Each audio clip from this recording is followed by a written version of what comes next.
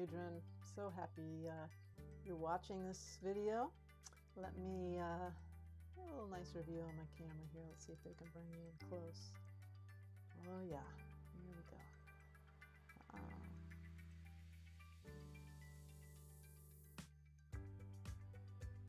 Come on, baby. Oh, there you are. Hi there. This just seems a little bit more personal, doesn't it? Hey, I got a new microphone today. I hope you guys can hear me well. Oh, probably not, because let me bring up my volume a little bit. Okay. Welcome. So this is the World's on Fire live stream with Lopen Yudron, coming to you from Ngondro in Oakland, California. A practice community. It's a shrine room and a Buddhist gompa or a meditation center that is very quiet these days because of the pandemic.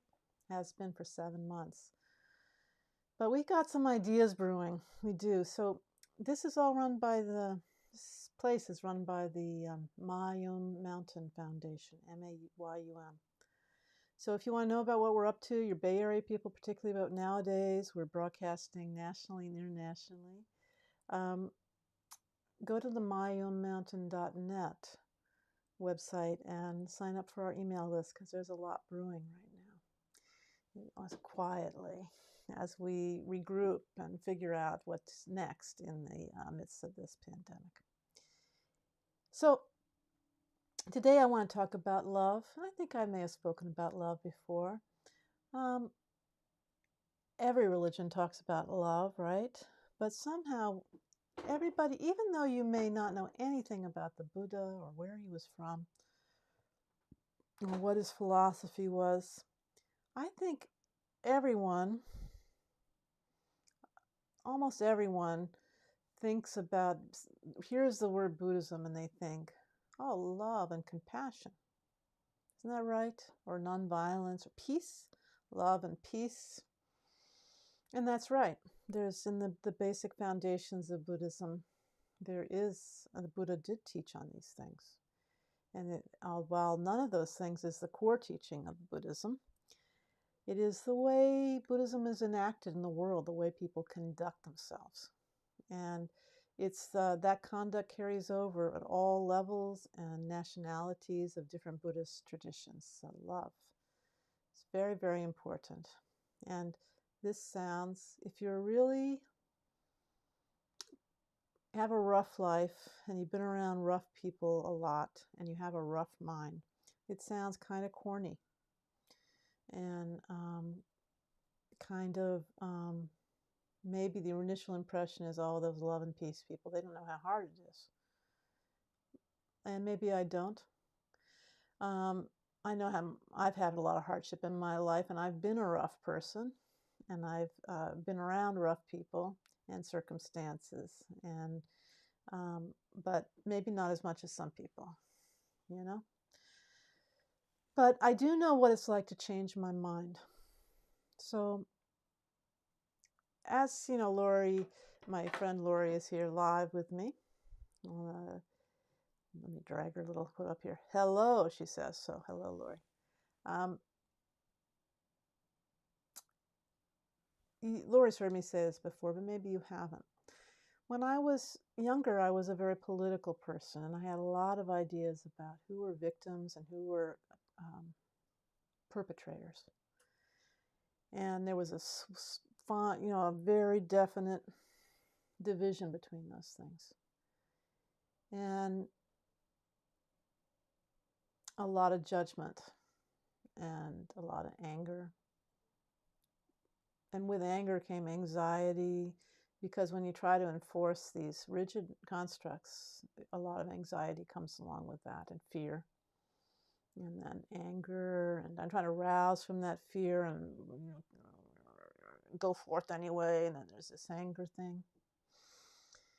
And even when I was in that state, I remember clearly having a conversation in a friend's living room in Massachusetts.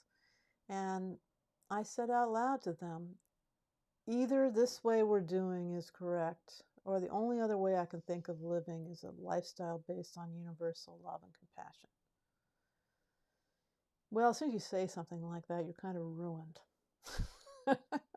aren't you? So, but it's not so easy, even at the point where all that crumbled, all my walls and all my world crumbled, as it does, people whose lives are guided by this kind of dualistic, rigid thinking based on us and them.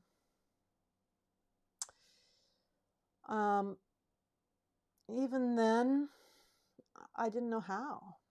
How do you do that? How do you go from being someone who's judgy and,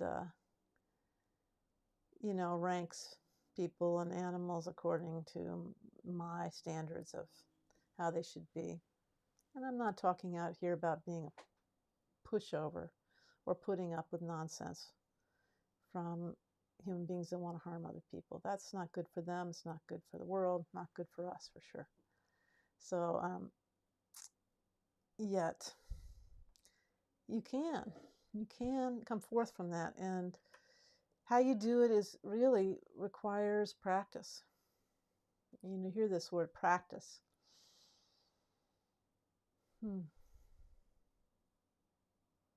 Practice has a sort of formal meaning in Buddhism. It's my practice and so forth. It sounds kind of foreign when you first hear it, like, I'm practicing. What are you practicing? What? Well, it's very easy to say in the case of loving meditation, loving kindness, because there's very it's clearly taught in the early Buddhist teachings that are presented, like in the Theravada school. And if you have in your neighborhood a Vipassana center, or a Thai or Burmese, Sri Lankan center, like from immigrants or for Western converts, there's like Spirit Rock and so forth. These are very important teachings. This teaching on love, which is called metta in Pali, one of the early languages of the Buddhism was taught in, and in Sanskrit it's called Maitri, metta or Maitri. So the early schools, was they called the four Brahma Viharas. It was one of these practices that enhanced your meditation with love. And in Mahayana Buddhism, it became this idea of immeasurable love, immeasurable compassion, limitless love. Came forth, and I think when I reflect on that, it has to do with the originally they say, the party line is difference between the four Brahma Viharas in early Buddhism and the four immeasurables, which are all love, compassion, joy, and equanimity. Now the four is this the immeasurability, like the second is like applying equally to all sentient beings, a really vast vision to this expansiveness. But I think that's based on, goes a little deeper than that, the view of things, phenomena, that means things, what we experience through our senses. being apparent yet non-existent. This is what they always say. So things don't appear, things that appear in our perceptual field are not truth. So we shouldn't solidify around says, but that's the truth. You know, these people suck and these people are good, and, you know, harden around that, those kinds of heavy iron thoughts. But instead having a concept that they're within, if you strip away all those labels and concepts, things are empty of an ultimate, definable, reachable, tangible reality. No matter how small and fine a view you take with your microscope, the end of, you know, the ultimate object cannot be found. You just, as soon as you look, it comes to a point where the harder you look, the more detailed and deeper you look, the more things kind of fall apart in the world of science. And in the world of Buddhism, the same thing is true, just in terms of how our mind functions. There isn't any there, ultimately. But things really do appear, and we have to act in accordance with what appears in front of us. So I think this flexibility, this knowing of the empty nature of phenomena, really opens up these practices. As you can't say, I am loving all here, am loving these beings over here who are, you know, it breaks down a little bit. And this is experiential. In addition to, sure, it's philosophical, and there's many better people. Great scholars in the Tibetan tradition are called Khenpos or Geshes. That's their label. So you can look on YouTube for Khenpos, Khenpo, so-and-so. And Geshe, Geshe, so-and-so. And you'll hear great scholars talking eloquently about the fine points of Buddhism. But from us, from a practitioner's point of view, you can really get a taste of this.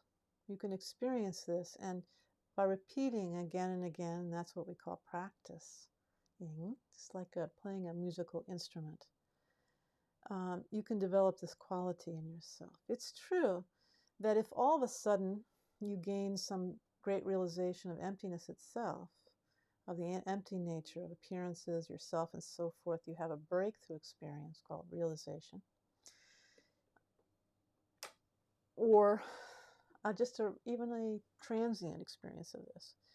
You can suddenly be well up with all the compassion and love and joy and everything, all those qualities of compassion and love can well up in you in an instant and completely blossom like a flower blossoming in time-lapse photography. Yet for most of us, I'm a plotter, not a sprinter. Plodding along doing art, we really need to work on it. So I'm like you, most of you, and I really need to work on it. And I would add that what's coming up as I say this is there are people who are sentimental, sensitive to the suffering of others, really care about people and tend to see people equally in animals, you know, really care about animals, really even care about unseen forces like ghosts and so forth that may exist in this world. They have a good qualities that way. But the real Maitri, I'm going to go on a limb here, it may not really be there because there's a stickiness to it, like a subconscious wanting for that wanting approval from somebody, wanting God to like them, wanting to be good girl or boy.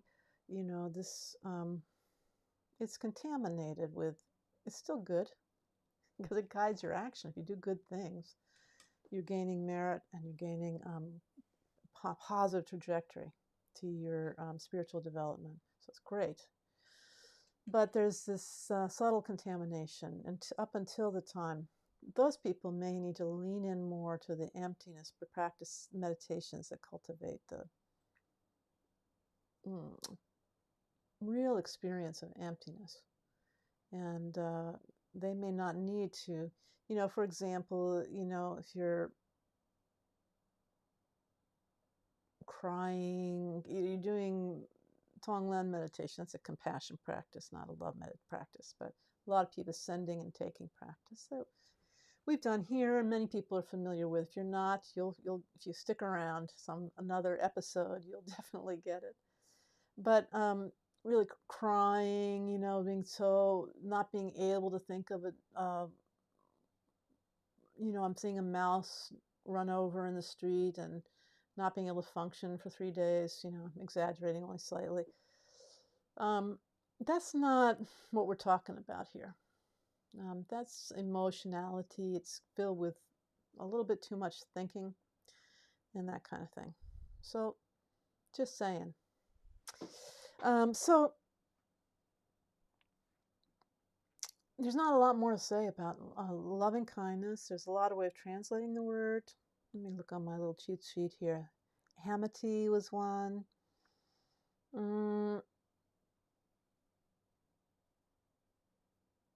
Benevolence, kindness, these kind of words. Friendliness. Trungpa Rinpoche used to like unconditional friendliness or something like that. Universal friendliness.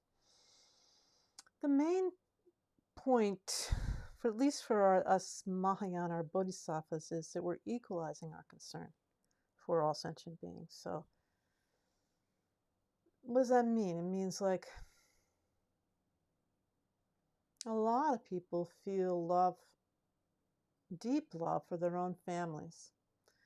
Their lover, their husband or wife, their children, their dogs and cats. But is that the whole picture? That's really partial, isn't it? So one of in these 4 qualities that we're cultivating today, we're focusing on love, but perhaps the most important of them, for sure the most important, is this equalness. It's called nyamni, evenness in Tibetan. So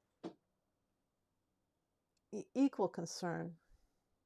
I mean, of course, it doesn't mean you have to adopt every child in the world, you know. But it means that your baseline when you're dealing with people and animals and the unseen world is wanting happiness for them.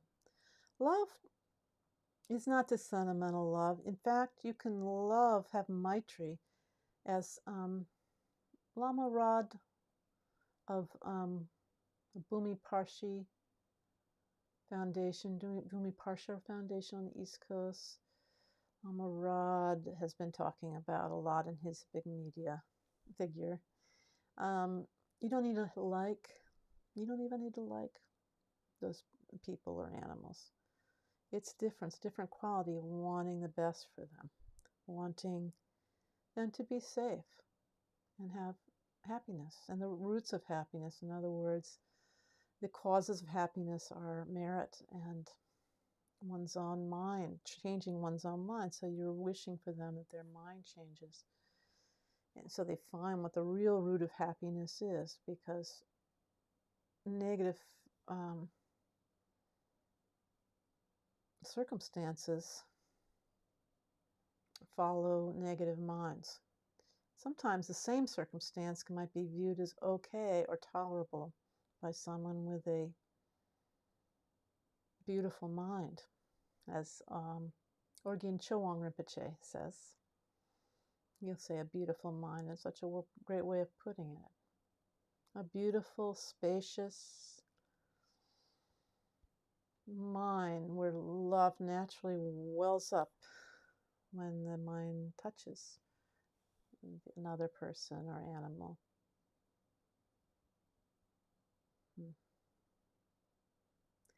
Don't you want to be like that? If you're not like that already, you'll meet these. This is a great quality of the lamas of Tibet who really practiced, you know. Some got there through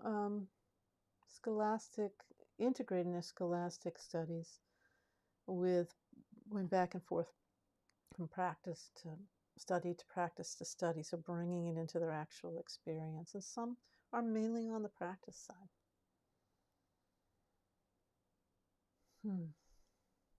So we're going to do a practice together. We're going to start, I think, with our Oma Hung practice, which someone wrote me and said they really liked. And input like that right now is such a small YouTube audience as I have. This week probably 20 people will watch this video. Input is really welcome. So, and it has a huge effect on what I do. if you're saying you really got something out of something. So let's do our Oma Hung meditation, and I'll teach it again, and then we'll go into shamatha practice, calm, abiding, relaxation practice for a few minutes, and then we're going to recite a sutra, one of the teachings of the Buddha from the early Buddhism, called the Metta Sutra, like the Maitri Sutra. This very beautiful, and this is recited by monks in Theravadan countries again and again as a way of internalizing it inside them, but it's also almost feels like having blessings for the lay people that are listening to them. And in our tradition, in Tibetan Buddhism, there isn't such a breakdown between lay and monastic. Lay people participate in these things too. So we'll read that in English. I think that's how we'll go. And then 1, 2, 3, and that was the third thing. And then we'll do a loving kindness meditation to expand our capacity for that. And then we'll dedicate merit, okay? So let me do a little triangle. Doom. Oh, side effects. Sound effects aren't very loud right now. Let me do that again. Oh, I like that better. Okay, so we're going to sit up. And for this first meditation on the syllables Om, Ah, and Hum, which are symbolized, reflect in their sound the Buddha, body, speech, and mind. So the awakened mind of a fully awakened being. We're sort of invoking that in ourselves.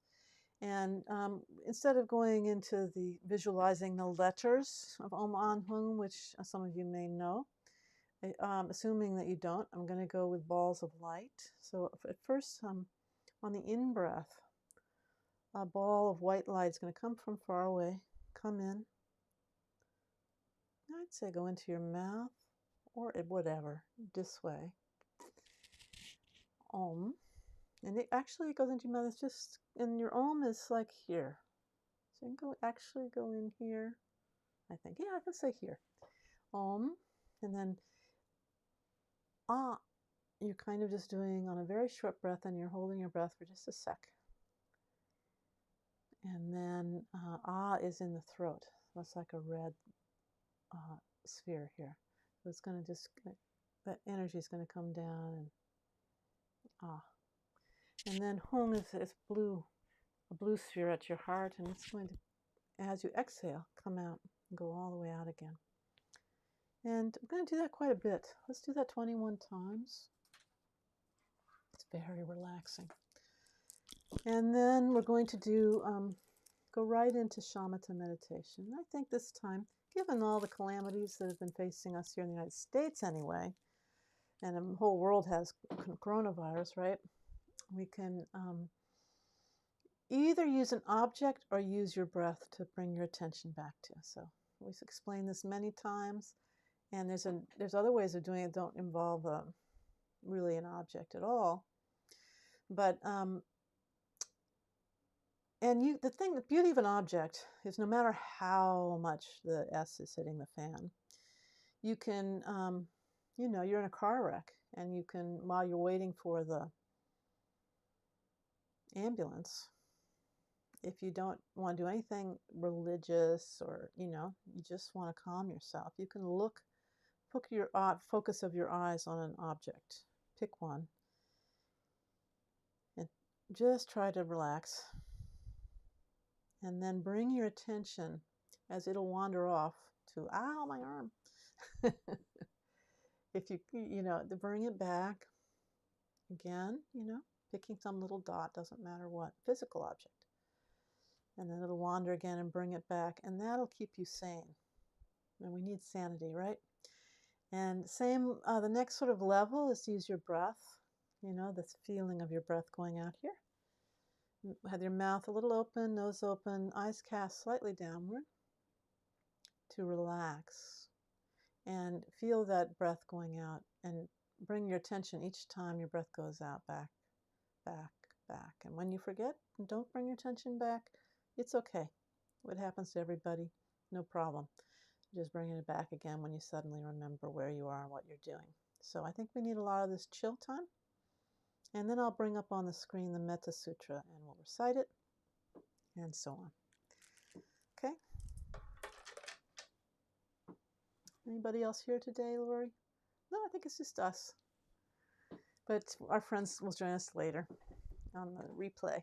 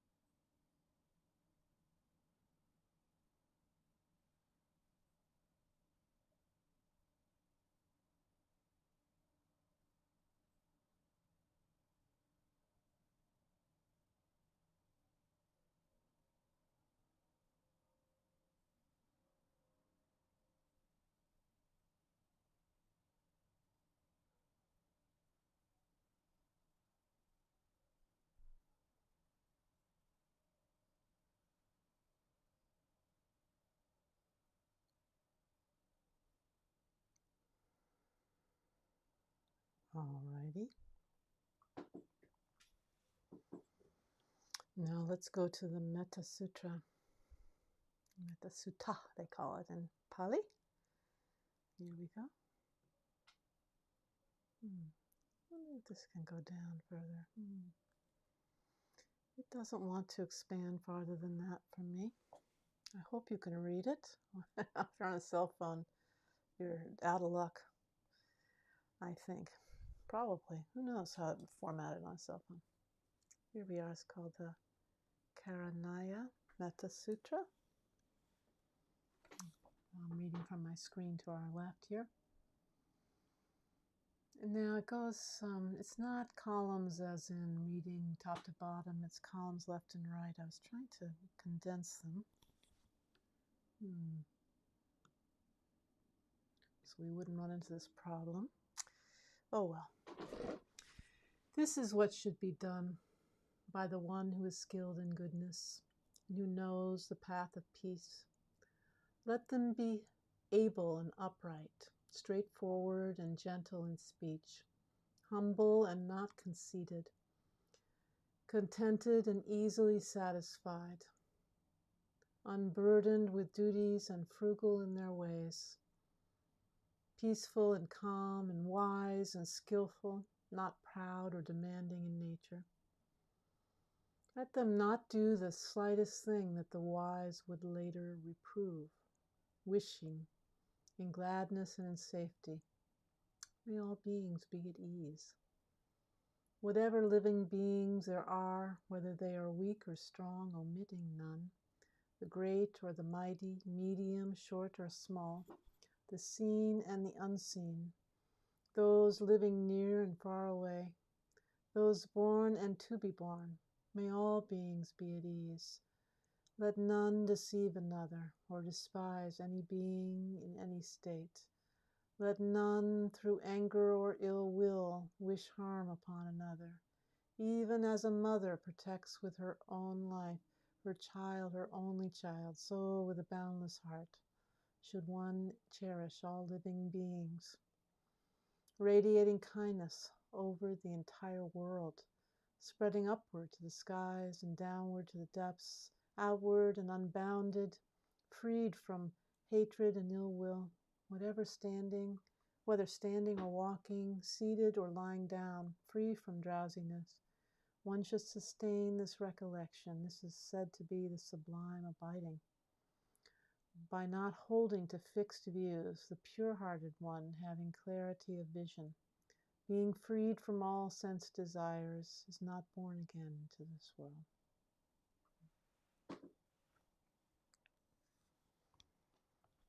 So that's the vision of early Buddhism, that you attain nirvana and you're not born again into this world as an ordinary sentient being. So we have a kind of ambition of a complete enlightenment that exceeds even that in Mahayana Buddhism. That you, at the moment of passing, for example,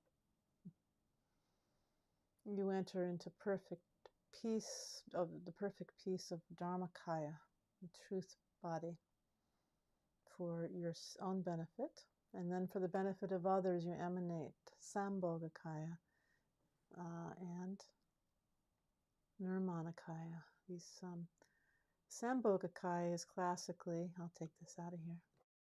The Sambhogakaya is classically not a body, so to speak, a form not visible to ordinary beings, but only to high-level bodhisattvas, all those great awakened travelers, I will say, the great awakened ones on the path. And then the Nirmanakaya is all of us can see. So this is where the word tuku comes from. Tuku in Tibetan you may think of as this only ideal, present only in Tibetan and Himalayan culture, that you can recognize the rebirth of a great being, Nirmanakaya. That's the Tibetan word for that is tuku, and so there'll be one lineage of tukus. Okay, We talked enough. So now the classic practice for growing your love is there's several ways to do it. And the Longchenpa from the Nyingma tradition refers to dividing all sentient beings into quarters. And that doesn't mean you're cutting them up. But, you know, you're sort of sending love to them by category or direction or whatever. So the thing you hear, the one you hear the most commonly is the first thinking of either yourself or someone you really love. If you love your mother or your grandchild or whatever, the one you love is easiest to love in the world. And if you didn't include yourself in that, go back to, what did they say in Monopoly? Go back to, oh, now I can't remember, it's been too long. Anyway, go back and start over again. Sometimes people will do yourself first, and some people will do the one you love the most, you don't regard as yourself, and then you first, and then you second, you do yourself. Depends, but whatever. Don't leave yourself out.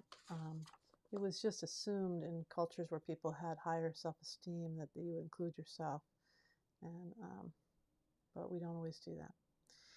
And then outwardly, you know, that way of doing things is next you send love. That means a wish to be happy, verbally or non-verbally, but typically verbally and said silently, but it can be said aloud too, is may you be happy. May you have the causes of happiness. May you have the roots of happiness. So you think about your family, the easy ones, if they're easy. And then you think about the people you feel neutral towards.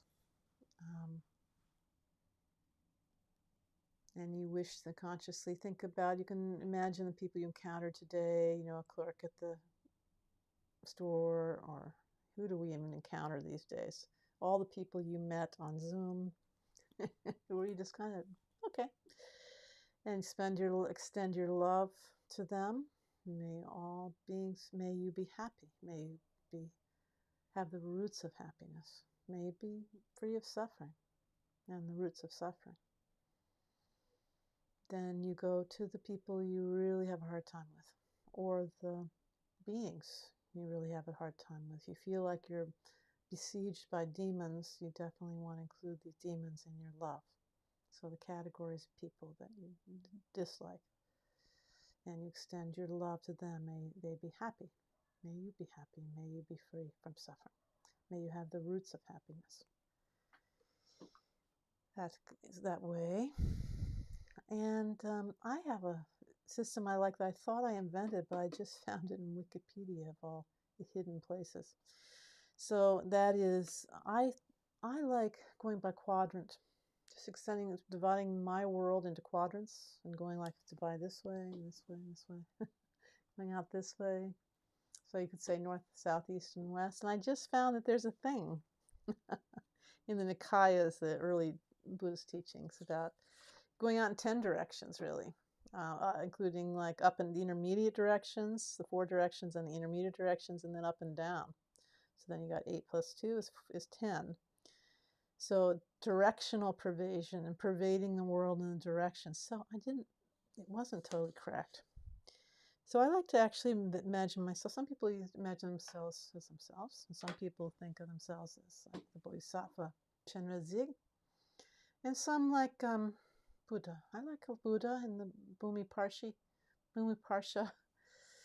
posture, meaning one hand's in equanimity mudra, that's down here in the lap where you can see, and then the other one goes down on the knee like that, touching the ground. The earth is my witness, he says, the Buddha. And then dividing the world in 4 directions, my world, going out as far to the inner completely, all unknown life forms. Okay, so you can pick one of those 2 yourself. And then, should I say the words out loud to help guide you, or do you want to do them silently? I'll take the middle way and do them softly. Okay? As I do mine, I'm going to go, maybe I'll just do straightforward, this way, this way, this way. And send my love out unconditionally to all sentient beings. Let's do a little ting, just to make ourselves feel.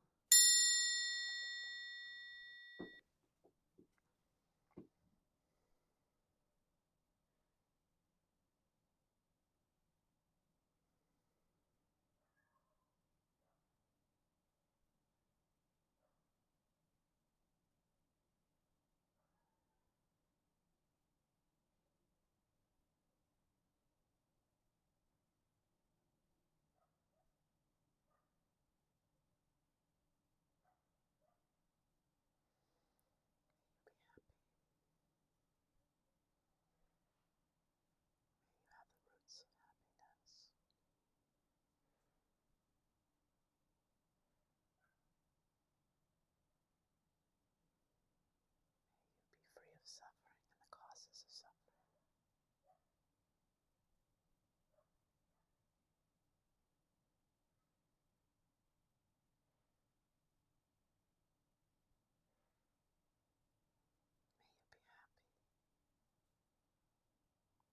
May you have the roots of happiness.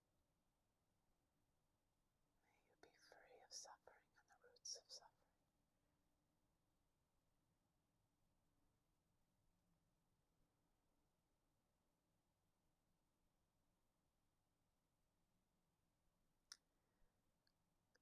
May you be happy.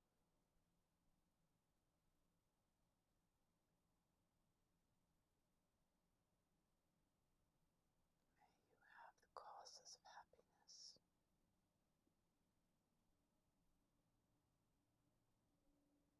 May you be free of suffering and the causes of suffering.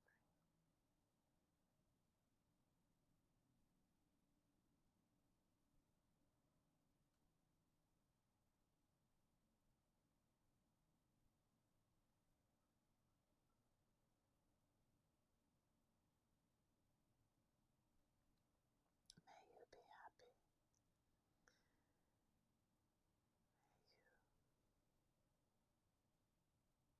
May you have the roots of happiness. May you be free of suffering and the roots of suffering.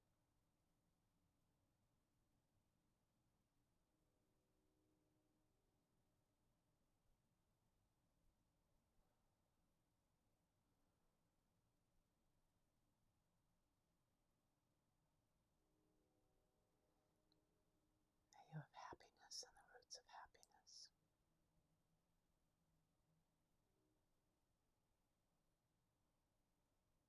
May you be free of suffering and the roots of suffering. May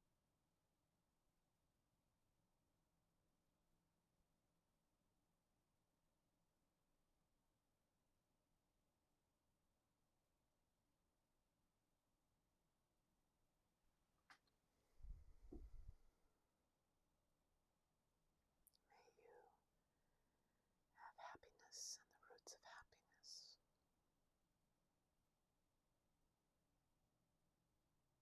May you be free of suffering and the roots of suffering.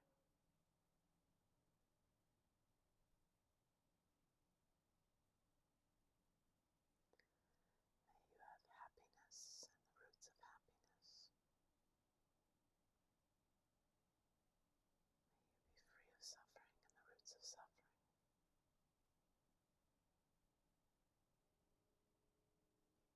May you have happiness and the roots of happiness. May you be free of suffering and the roots of suffering.